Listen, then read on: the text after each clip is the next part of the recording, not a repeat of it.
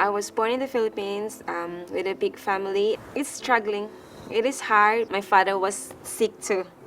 And in the Philippines, if you were born poor, you were gonna die poor.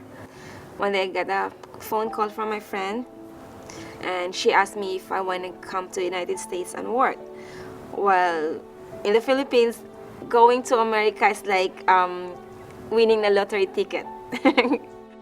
I first talked to my employer through the phone, and she told me that I don't have to worry of everything because she was gonna take care of it. When we arrived in the LAX, she told me that she has my passport, and then she told me that I owed her $12,000 for all the papers and everything, and then she told me that I have to work for her for 10 years.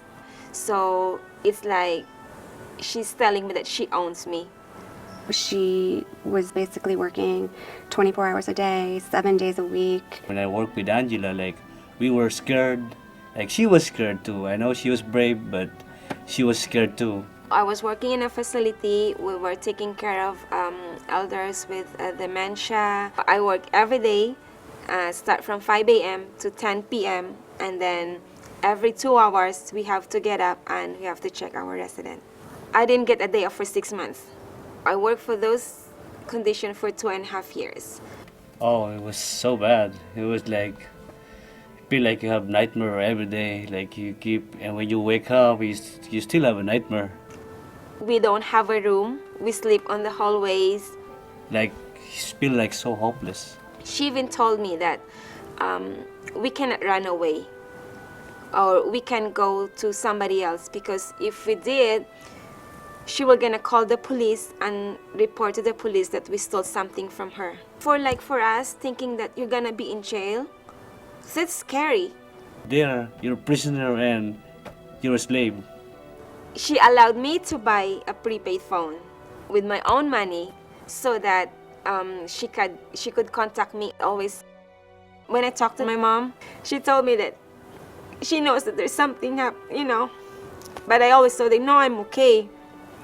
And then she said, even though you're not telling me, I know there's something wrong. But I said, no, I'm good.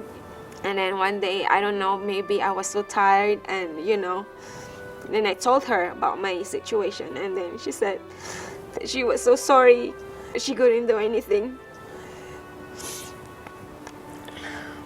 I got a phone call from somebody who lived in Long Beach who reported that there was something fishy going on in his neighborhood. And so one day I got a text message, and then it said that my name is Tricia, I'm from FBI. Somehow we were able to convince her to tell her story about what was happening with her.